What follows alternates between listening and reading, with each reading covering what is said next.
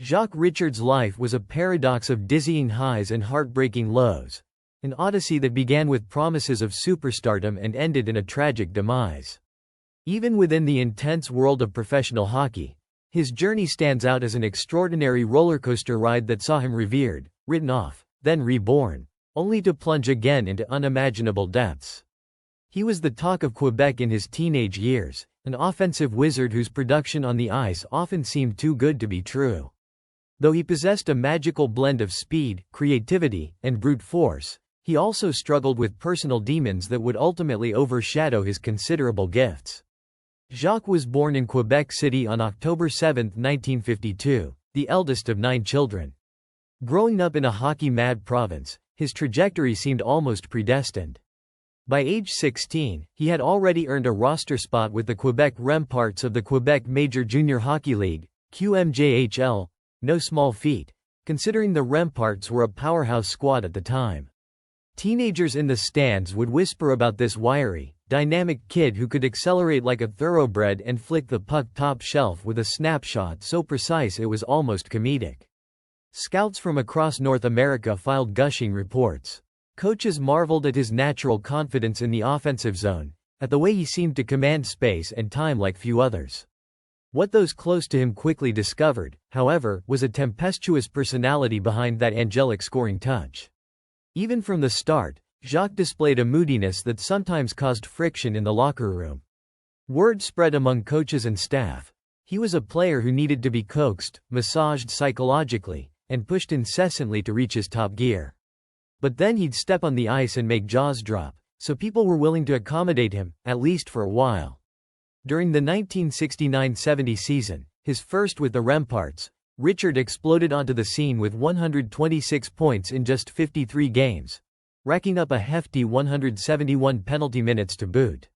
He was no shrinking violet. Despite being only 17, he played with the brash confidence of someone who believed, rightly, that he could dominate. The very next year, playing alongside Guy Lafleur, another rising superstar who would become a Montreal Canadiens legend, Richard and his teammates crushed the competition on their way to an astounding 1 July 54 record and a Memorial Cup championship. By 1971, Lafleur was drafted first overall by the Canadiens, and experts began saying that Richard could follow in his friend's footsteps as the next great Quebec junior to take the NHL by storm. He certainly seemed capable of it.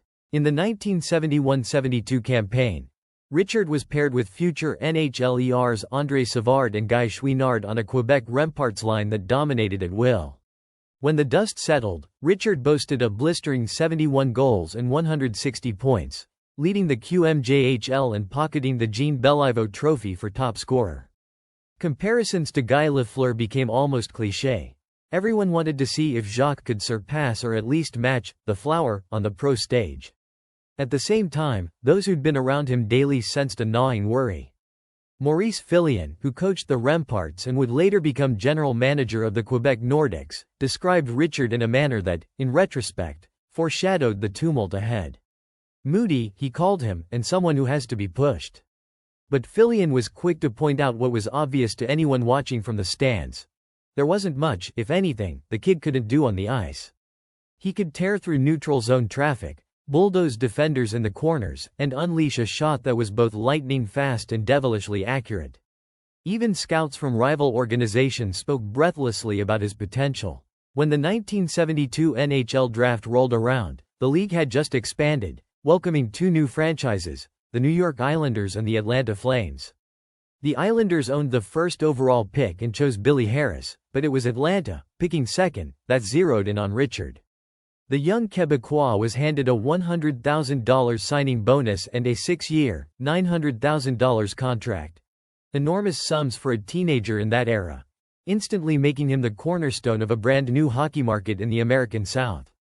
With his boyhood idol, Bernie "Boom Boom" Geoffrion, coaching the Flames, everything seemed aligned for a storybook success.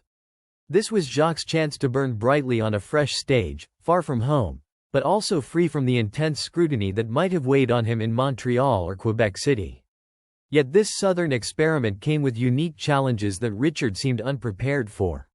Overnight, he went from being a French-speaking star in Quebec to a cultural fish out of water in Atlanta.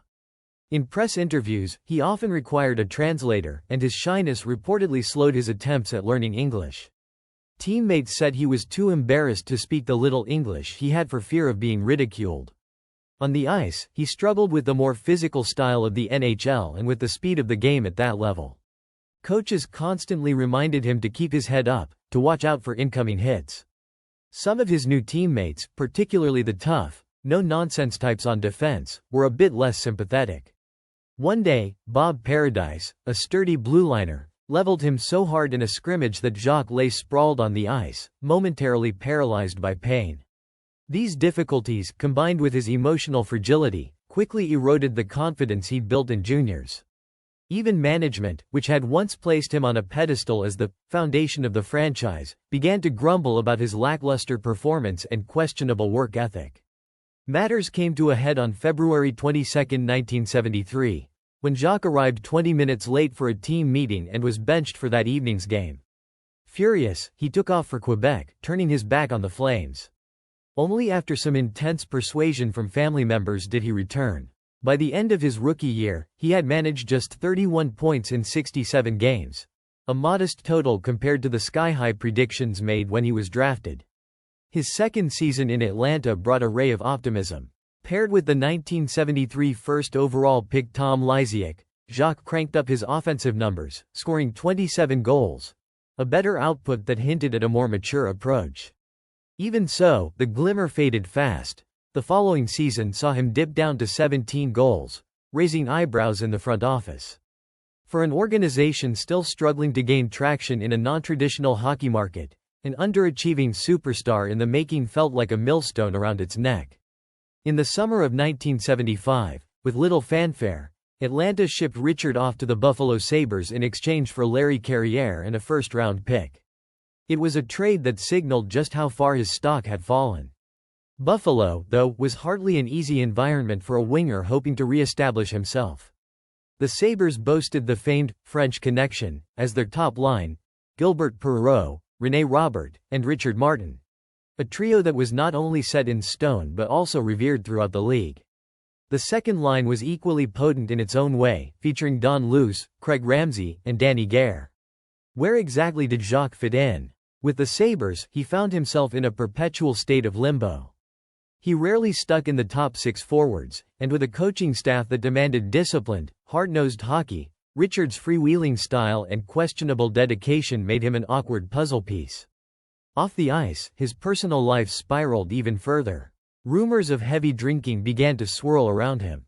According to then GM Punch Imlach, managing Jacques' extracurricular activities became a second job for the organization. One incident stood out. Richard was injured in a bar fight, forcing him out of the lineup. By that point, fans wondered if his extracurricular exploits were overshadowing his on-ice abilities. Where was that ferocious, fleet-footed scorer from the QMJHL? Then, in June 1976, came a brush with death that underscored how deeply he'd sunk into a world where violence and danger loomed. While at a Quebec bar with teammate André Deschamps, two masked men armed with submachine guns burst in and sprayed bullets at random patrons. 5 people were wounded. Deschamps took a bullet to the leg. A bullet whizzed close enough to Richard that it tore through his pant leg.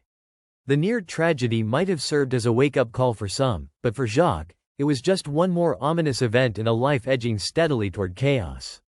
He continued to unravel. In November of that year, he was arrested for driving while intoxicated. Then Buffalo demoted him to the AHL's Hershey Bears, effectively sending a message: "Get your act together, or you'll never wear an NHL uniform again." For the next year and a half, he toiled in the minors, stepping onto buses for long road trips to gritty, small-town arenas, an unimaginable fall for a former number 2 overall pick once described as the next big thing in hockey. By 1978-79, Buffalo gave him another chance. The Sabres had a new head coach in Billy Inglis, and Richard managed to stay with the big club most of the season, scoring 10 goals in 61 games, still a far cry from what the hockey world had once envisioned. When Scotty Bowman took over as Sabres coach in 1979-80, that spelled the end for Jacques in Buffalo. Bowman, famously intolerant of players who lacked focus or discipline, saw no reason to keep Richard around. In February 1980, the organization terminated his contract. Suddenly, he was a free agent, jobless in a league that rarely takes second, let alone third or fourth, chances on a forward with intangible baggage. At 27 years old, Jacques found himself at a crossroads. He was now married and had an infant daughter, but as far as the NHL was concerned, his days of potential stardom appeared to have dried up. Then Maurice Fillion, the same man who'd once coached him in Quebec, entered the picture. Fillion was now general manager of the Quebec Nordics, a team that had just joined the NHL from the rival World Hockey Association. It was their inaugural NHL season, and they were scraping the bottom of the league standings. With little to lose, Fillion extended a lifeline to his former junior prodigy. For Jacques, going home to Quebec City felt like a chance at redemption. The Nordics had wanted to sign him way back in 1972, but he had chosen to follow Guy Lafleur's advice and go to Atlanta. Now, nearly a decade later, he walked into the locker room carrying a battered reputation but also a faint glimmer of hope. He had an impressive 15 points in just 14 games late that season. That cameo earned him a chance to come to training camp in 1980-81, and when the dust settled, the head coach, Michel Bergeron, put him on a line with the electrifying Czech defectors Peter and Anton Stasny. What happened next was nothing short of miraculous. In a storyline no Hollywood screenwriter would dare propose, Jacques erupted with a 52-goal, 103-point campaign. Night after night, he dazzled fans at Le Colisée with the same brand of speed and flair that had once made him a teen sensation. He seemed lighter on his skates, genuinely joyful, and absolutely lethal in the offensive zone. For a man whose career was on life support months before, this renaissance felt surreal. Sportscasters who had long written him off were forced to recalibrate. The Nordics touted him as their nominee for the Bill Masterton Trophy, awarded to the player who best exemplifies perseverance and dedication. At 28, it seemed he was finally blossoming into the unstoppable force everyone had predicted a decade earlier. The 1981 playoffs added to the legend of his comeback. In a first-round series against the Philadelphia Flyers, Jacques produced a crucial game-tying goal late in the third period of Game 4, sending the contest into overtime. Moments after the OT puck drop, he assisted on Dale Hunter's winning goal, blowing the roof off the building with the kind of heroics fans still reminisce about. The euphoria in Quebec was palpable. Suddenly, Jacques was the talk of the hockey world, living proof that a player's fortunes could be reversed, no matter how far he'd fallen. But for all the excitement surrounding his rebirth, it proved to be his final glorious moment on the ice. That summer, Jacques, perhaps emboldened by his success, demanded a pay raise. Contract negotiations dragged on, and he let himself slip out of shape. He missed much of training camp, came in overweight, and was essentially displaced by emerging talents like Réal Cloutier. His production plummeted to a meager 15 goals in 1981-82, a steep decline that hinted his old habits might be creeping back in. The following season was even less inspiring. By 1983, at age 31, Jacques was once again out of the NHL, this time seemingly for good. The Nordics released him, and no other team was interested in giving him a shot. With the spotlight gone, Jacques fell hard into the darker corners of his personality. His marriage disintegrated. His ventures in the bar business cost him a fortune he could ill afford to lose. Gambling took hold of his life. He reportedly lost $150,000 in 1 year. Drinking increased. Cocaine began to seduce him. That high, that sense of escape, replaced the adrenaline he once found in a raucous hockey arena. He surrounded himself with questionable acquaintances, drifting further and further from the disciplined, structured life professional hockey demands. By 1989, he was in deep. Desperate for cash and addicted to cocaine, he concocted a reckless plan, traveled to Colombia, purchased cocaine, and smuggled it back to Canada. He justified it in his own mind. He needed money, he needed drugs, and he believed, or hoped, that he could get away with it. But upon returning to Quebec's Mirabel airport, his nervous demeanor alerted customs agents, who searched his golf bag and found nearly 2.8 kilograms of cocaine, worth over $1 million. At that moment, any notion of a quiet retirement from the public eye vanished. Jacques was arrested on the spot, pled guilty, and received a 7-year prison sentence. Longtime friends like Guy Lafleur, Michel Bergeron, and an old teammate, Gilles Lupien, visited him in prison, urging him to keep faith and break from the cycle that had dragged him under for so many years. Jacques later admitted that the entire scheme felt surreal, as though it had happened to someone else, but he knew it was his own doing. He served 14 months before being moved to a halfway house in Montreal.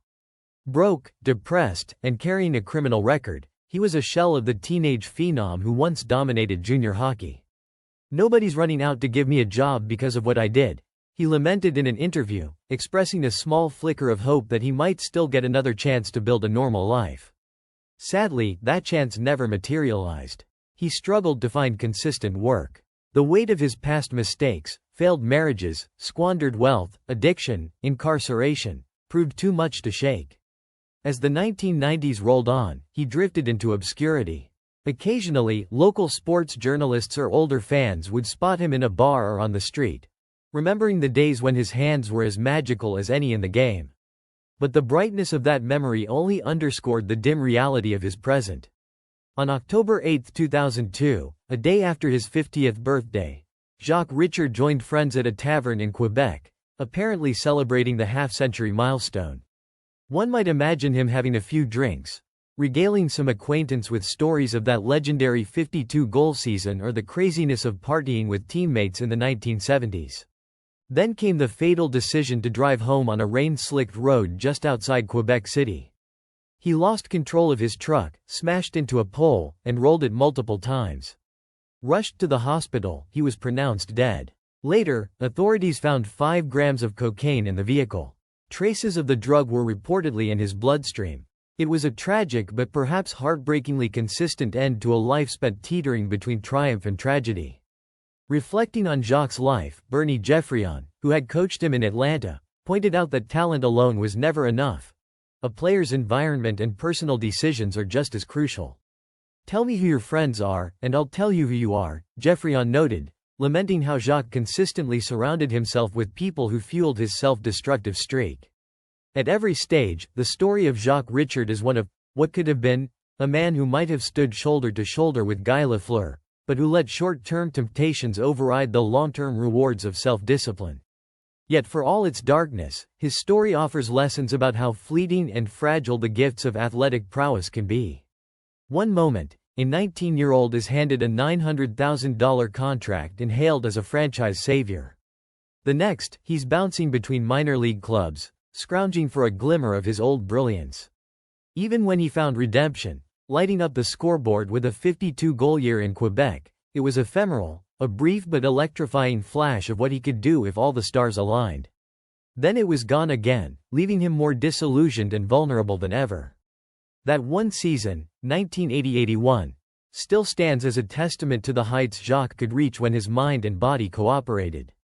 He was unstoppable, a top 10 scorer whose skill evoked comparisons to the best in the league.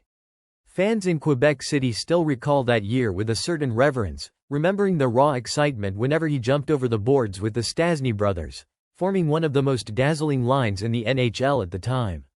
But looking at the entirety of his life, that shining moment feels bittersweet, as it underscores the dramatic gulf between what he was capable of and what he ultimately became. Some sports tragedies fade quickly, consigned to the dusty archives of old game programs and half-remembered newspaper clippings. But Jacques Richard's story carries a universal resonance. It's about potential wasted, about how even the greatest gifts can be squandered by poor choices, and about how fleeting redemption can be when deeper issues remain unresolved. In the culture of hockey, which often idolizes perseverance, grit, and the ability to fight back from adversity, his 52-goal resurrection stands out as a triumphant snippet. But what followed, legal trouble, addiction, and finally a fatal car crash, demonstrates just how insidious personal demons can be, undermining even the most glorious comebacks. Today, younger fans might only see Jacques Richard's name in old record books or on vintage highlight reels, where they might stumble across that improbable spike of scoring in Quebec. Those old tapes reveal a dynamic forward with a boyish face, hair flowing behind him as he blitzed past defensemen, unleashing that trademark shot. They might wonder why such a talent didn't keep ascending. They might ask if injuries cut his career short. They might puzzle over how someone with that much ability could vanish so quickly from the league. The answers, of course, lie outside the arena, in the shadows where the bright lights of a scoreboard don't shine. It might be convenient to label Jacques Richard as simply the architect of his own downfall, but that would gloss over the complexities of substance abuse, mental health, and the brutal reality of high expectations thrown on an immature teenager. In an era when player development was far less structured and the NHL lifestyle could be a minefield for the unprepared, Jacques had fewer safeguards. Combine that with his personality, shy but prone to bursts of indulgence, and you get the recipe for a high-risk existence. Moreover, the swirl of expansion teams, the proliferation of new leagues like the World Hockey Association, and the rapid influx of money into the sport meant that the structures that might have helped a young player mature were not always in place. In many ways, his was also a cautionary tale about the illusions of second and third chances. Jacques had them, plenty of them. Atlanta tried to rehabilitate him. Buffalo took a gamble. Then he found what seemed like final salvation with the Nordics. Each time, he gave glimpses of what might happen if he ever conquered his demons. But each time, the old vices re-emerged when the immediate pressure or excitement waned. Perhaps his greatest tragedy was never learning how to fill the void that hockey's adrenaline once occupied. Had Jacques managed to harness his talents and keep his impulses in check, he might have retired as one of the more celebrated players from Quebec, perhaps not on the same pedestal as Guy Lafleur, but certainly a revered figure in the province.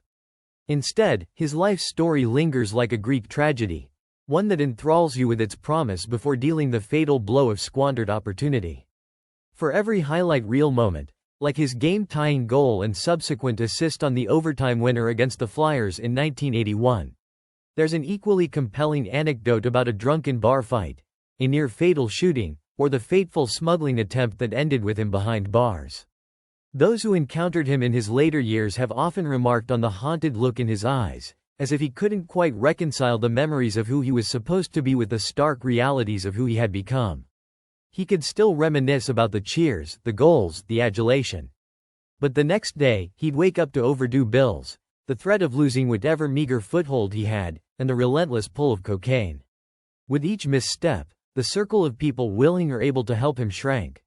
Even his old mentors, like Maurice Fillion, Michel Bergeron, and others, found it increasingly difficult to keep him afloat. When the final tragedy occurred on that rainy October night in 2002, some fans experienced a grim sense of inevitability.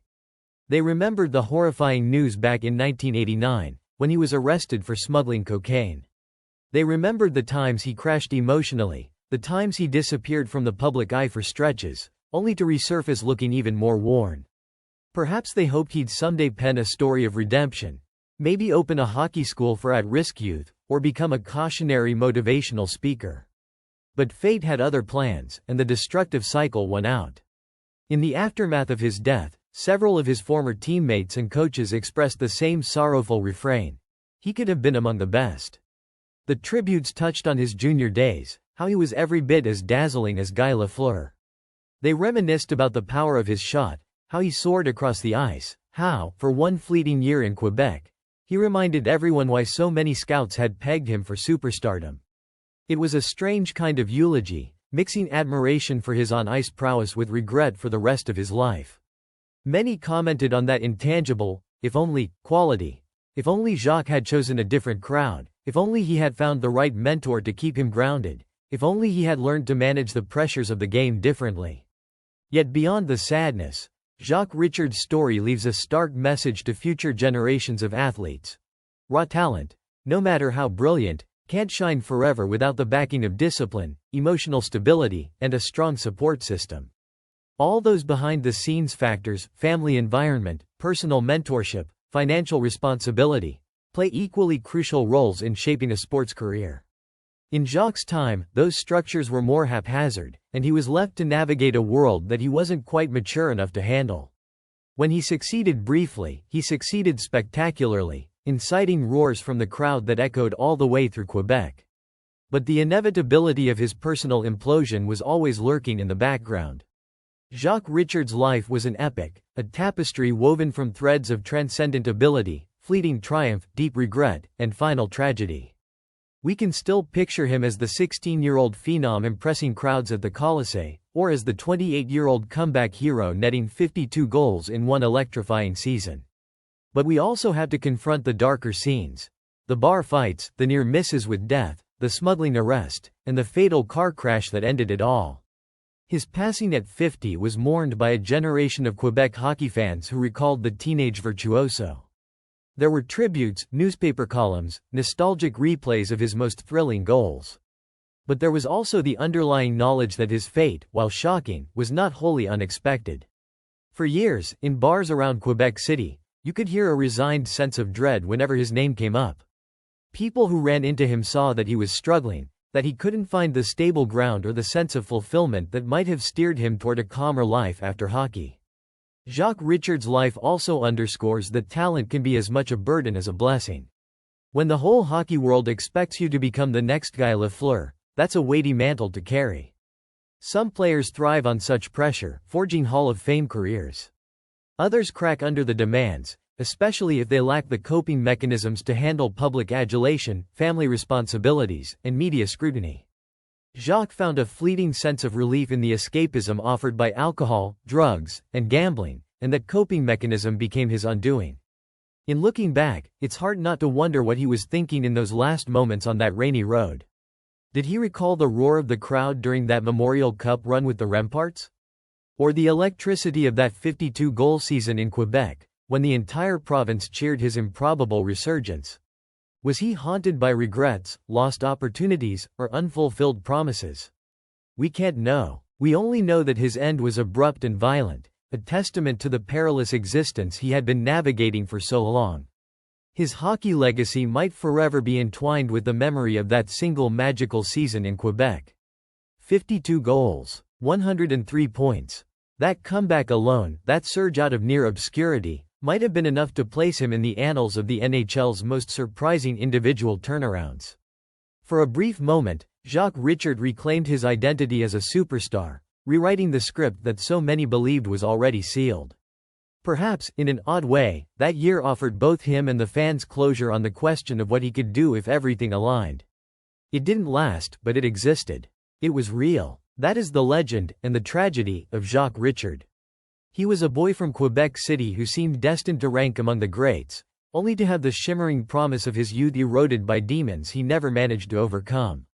His life stands as one of the most striking narratives of talent, downfall, fleeting resurrection, and ultimate tragedy in the annals of hockey, leaving behind an enduring question. What might he have achieved if he'd just been able to conquer himself?